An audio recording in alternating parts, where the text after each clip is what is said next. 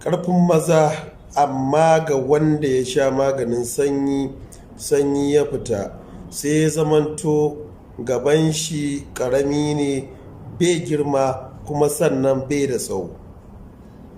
Duk mutumin wanda gaban shi bai da girma bai da tsawo yana da kankancin gaba, da wahala ya iya biya ma wato iyalin shi bukata.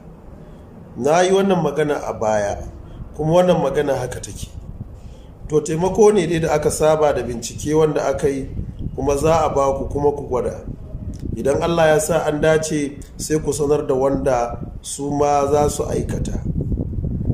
Duk mutumin da ke da matsalar karancin gaba ko kaurinta ko tsawonta, yadda zai iya gamsar da iyalinsa, iyali su ce su ba su san ma me ake nufi da aure ba sa jin komai, because of ɗabi'ar taka da tata akwai bambanci, ta yadda idan baka ta taɓo wasu ababe da ya kamata mata ni'imarsu ta gudana to ba za su ji ba.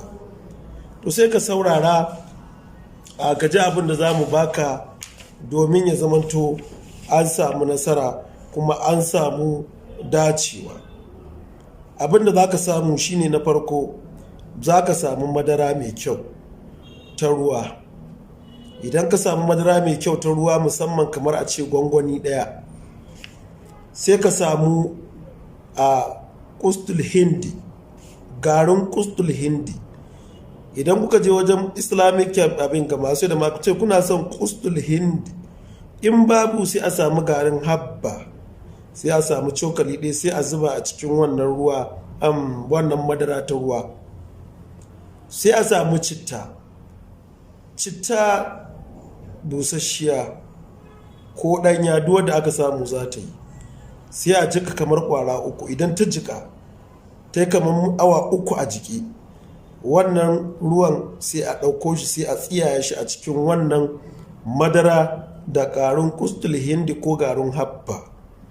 Idan aka tsiyaya shi sai a samu zuma mai kyau cokali 2 babba, sai a haɗa shi a cikin wannan haɗi na madara da garin kustul hindi ko habba da ruwan citta da aka zuba.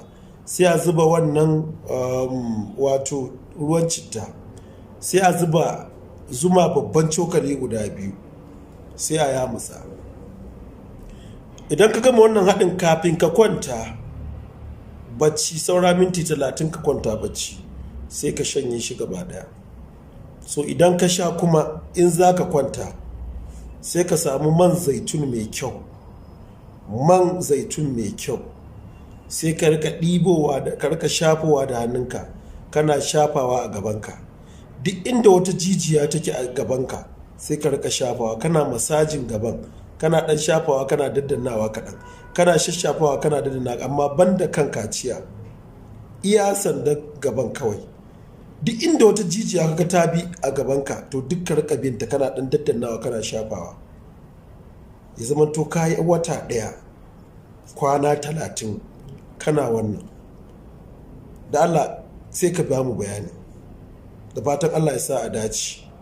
Kuma wannan zai amfani ne kadai ga wanda ya shi ba shi da matsalar sanyi, toilet infection ya fitar da sanyi, ya yi amfani da maganin basir ba shi da matsalar su. To in yi wannan cikin yarda Allah, ko ba a ba shi maganin karfi ba da kwaye, wannan ya isan masa. Allah ya sa mu dace.